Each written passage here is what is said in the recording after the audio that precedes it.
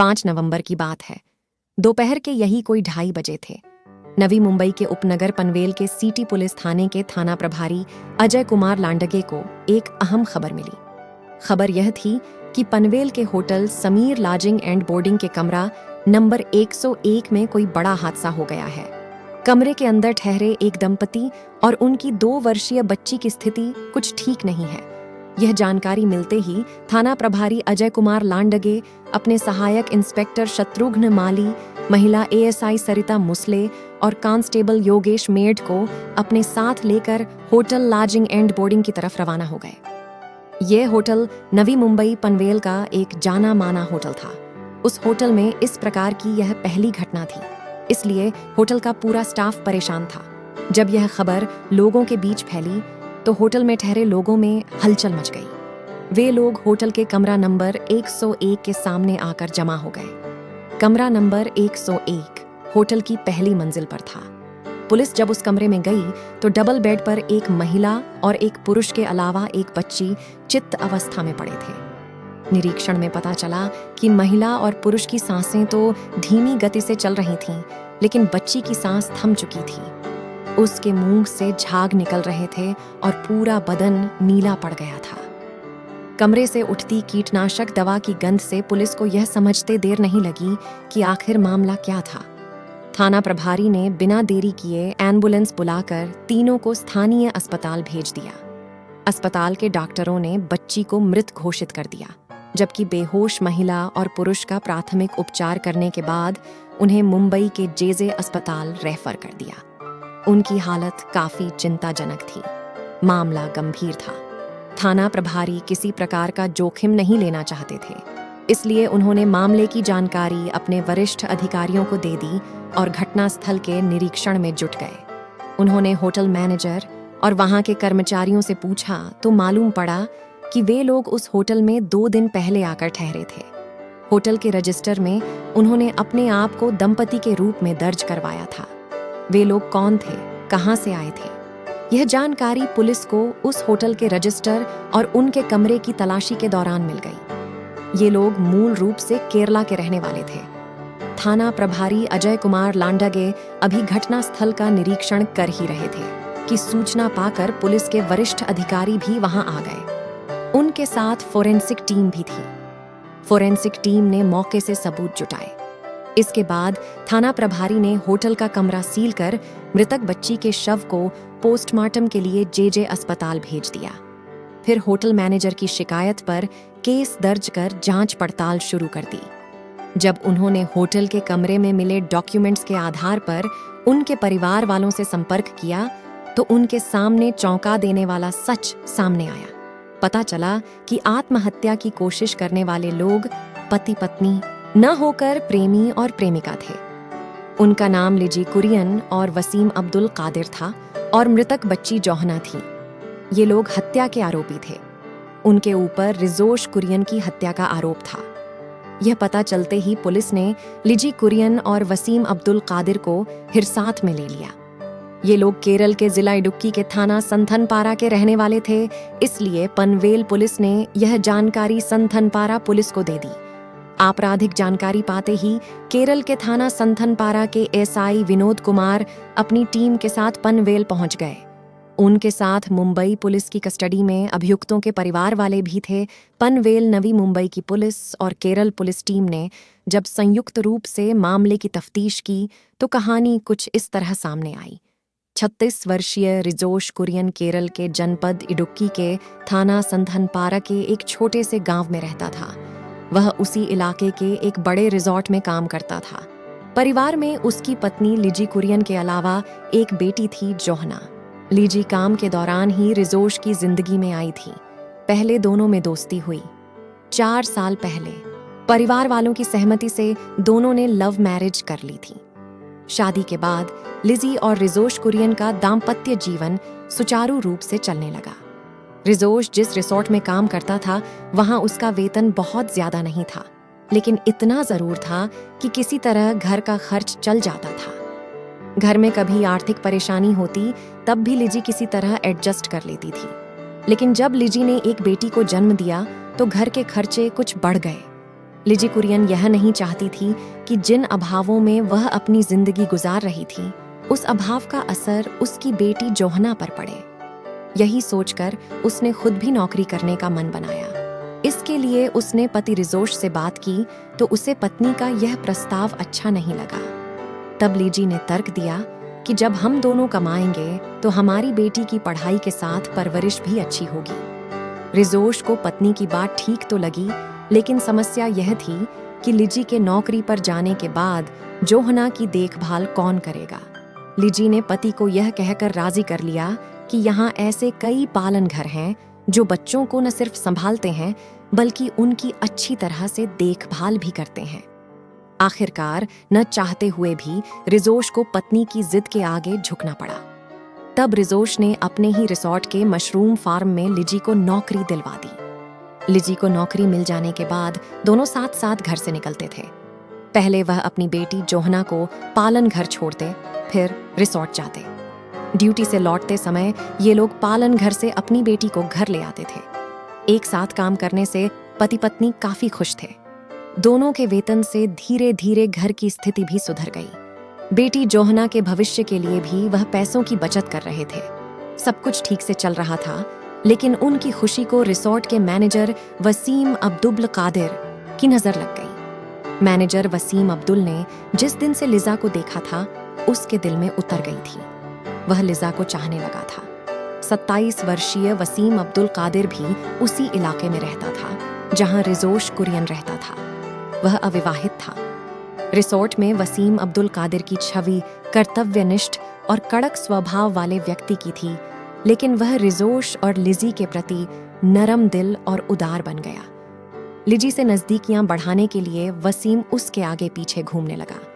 वह लिजी को प्रभावित करने के लिए बनट ठन कर रिसोर्ट आता और उसके करीब रहने की कोशिश करता था। जब इस सब का लिजी पर कोई असर नहीं पड़ा तो उसने एक दूसरा रास्ता अपनाया। उसने लिजी के पति रिजोश से दोस्ती कर ली। इसके बाद वह उसके घर आने जाने लगा। कभी कभी पार्टी देने के बहाने वह रिजोश को होटलों में ले जाता, जहां वह उसे जमकर शराब पिलाता। जब रिजोश शराब के नशे में धुत हो जाता था तो वसीम उसे छोड़ने के बहाने उसके घर आ जाता। घर पहुंचकर वह लिजी से सहानुभूति बटोरने के लिए कहता कि रिजोश नशे में धुत सड़क पर पड़ा था, मैंने देखा तो उठाकर ले आया। रिजोश को उसके कमरे तक पहुंचाने के लिए वह लिजी की मदद लेता और उसी दौरान लिजी के बदन को स्पर्श कर लेता था। लिजी चाहकर भी उसका विरोध नहीं कर पाती थी। लिजी जब नशे में चूर रिजोश को आड़े हाथों लेती तो वह बीच बचाव करने लगता। जब कई बार ऐसा हुआ तो मौका देखकर एक दिन वसीम ने हिम्मत करके लिजी का हाथ पकड़ लिया। लिजी ने जब हाथ छुड़ाने की कोशिश की तो वसीम ने उसका हाथ नहीं छोड़ा और कहा, लिजी, मैं तुमसे प्यार करने लगा हूं, मैं तुम्हारे बिना नहीं जी सकता। इस पर लिजी ने नाराजगी जताते हुए कहा, आपको पता है कि मैं एक बेटी की मां हूं, इसलिए अच्छा यही होगा कि मुझे भूल जाओ। लेकिन वसीम ने हार नहीं मानी। वह लिजी के दिल में अपनी छवि बनाने की कोशिश करता रहा। उसकी हमदर्दी और सहानुभूति के चलते लिजी के मन में भी उसके प्रति प्यार का अंकुर फूटने लगा। धीरे धीरे उसका झुकाव भी वसीम अब्दुल कादिर की तरफ हो गया। इसके 2 कारण थे। एक यह कि रिजोश अब पूरी तरह शराब का आदी हो गया था और दूसरा यह कि वह लिजी के तनमन की प्यास बुझाने में नाकाम साबित हो रहा था। यही कारण था कि लिजी ने वसीम के लिए अपने दिल का दरवाजा खोल दिया। इसके बाद तो वसीम बाग बाग हो गया। दोनों के बीच नजदीकियां बढ़ती गईं और फिर एक दिन उन्होंने मौका पाकर अपनी हसरतें भी पूरी कर लीं। एक बार जब मर्यादा की जंजीर टूटी तो फिर जुड़ी ही नहीं। जब भी उन्हें मौका मिलता तन मन की प्यास बुझा लेते थे।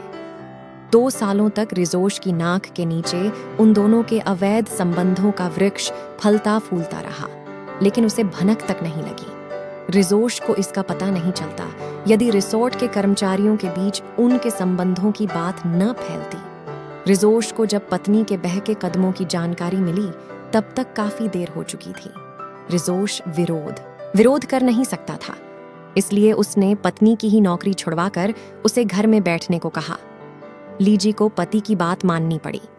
इतना ही नहीं, रिजोश ने लीजी को यह भी हिदायत दी कि वह अपने प्रेमी वसीम से न मिले। मुलाकात बंद होने पर वसीम और लिजी परेशान हो गए। किसी तरह एक दिन मौका मिलने पर लिजी ने वसीम से मुलाकात की। उसे बताया कि पति के होते हुए हम लोगों की मुलाकात संभव नहीं हो पाएगी, इसलिए रास्ते का पत्थर बने रिजोश को रास्ते से हटा दो। वसीम भी यही चाहता था, इसलिए दोनों ने रिजोश को ठिकाने लगाने की एक खतरनाक योजना तैयार कर ली। 31 अक्टूबर 2019 को योजना के अनुसार वसीम अब्दुल कादिर ने लिजी के पति रिजोश को कुछ काम के लिए रिसोर्ट पर बुलाया और वहां उसके साथ दारू पी। उसने रिजोश को काफी मात्रा में शराब पिलाई। जब रिजोश को ज्यादा नशा हो गया तो वसीम ने उसका गला दबाकर हत्या कर दी। फिर उसके शव को रिसोर्ट के अंदर ही एक गहरी खाई में डालकर जला दिया। यह जानकारी उसने लिजी को भी दे दी। जब 3 दिनों तक रिजोश घर नहीं आया तो घर वालों को उसकी चिंता हुई। रिजोश के भाई उसकी तलाश में जुट गए। काफी तलाश करने के बाद भी जब उसका कहीं पता नहीं चला तो 4 नवंबर 2019 को रिजोश के भाई और साले थाना संथनपरा पहुंचे। वहां पर उन्होंने रिजोश की गुमशुदगी दर्ज करवा दी। मामला गंभीर था। केरल के पुलिस आयुक्त महेश कुमार ने मामले की तफ्तीश थाना प्रभारी प्रदीप कुमार को सौंप दी। थाना प्रभारी प्रदीप कुमार ने एएसआई विनोद कुमार के साथ अपनी जांच शुरू की।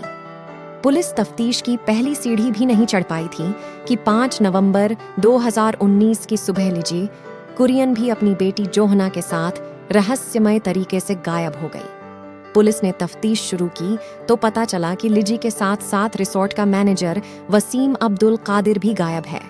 अब पुलिस के लिए मामला संदिग्ध हो गया था। पुलिस ने जब लिजी और वसीम अब्दुल कादिर का बैकग्राउंड खंगाला तो सब सच सामने आ गया।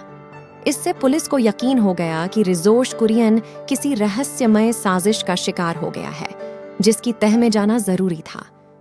इसके लिए उन्होंने जब रिसोर्ट कर्मचारियों के साथ कई एकड़ में फैले रिसोर्ट का बारीकी से निरीक्षण किया।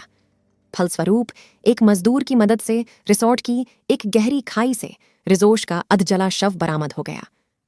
7 नवंबर 2019 को बरामद हुए रिजोश के शव की शिनाख्त कर उसे पोस्टमार्टम के लिए केरल के मेडिकल कॉलेज भेज दिया गया। अब यह बात पूरी तरह से साफ हो गई थी कि रिजोश की हत्या में वसीम का सीधा हाथ था। पुलिस ने इस मामले में वसीम अब्दुल कादिर के परिवार वालों पर अपना शिकंजा कस दिया और वसीम अब्दुल कादिर के भाई को हिरासत में लेकर मामले की तह तक पहुंचने की कोशिश में लग गई। 8 नवंबर 2019 को जब यह खबर पत्रकारों को मिली तो अखबारों और टीवी न्यूज चैनलों में सुर्खियों में छा गई।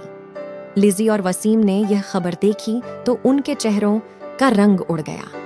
भाई की कस्टडी और मीडिया की सुर्खियों से वसीम को एहसास हो गया था कि अब उनका बच पाना संभव नहीं है। इसके पहले कि पुलिस उन दोनों तक पहुंचती, उन्हें अपने की पर पछतावा हुआ। फलस्वरूप दोनों ने अपना जीवन खत्म करने का फैसला कर लिया। रात को घूमने के बहाने दोनों hotel Sameer lodging and boarding से बाहर आए। बाजार से उन्होंने कीटनाशक दवा खरीदी। इस मामले को लेकर रात भर दोनों परेशान रहे।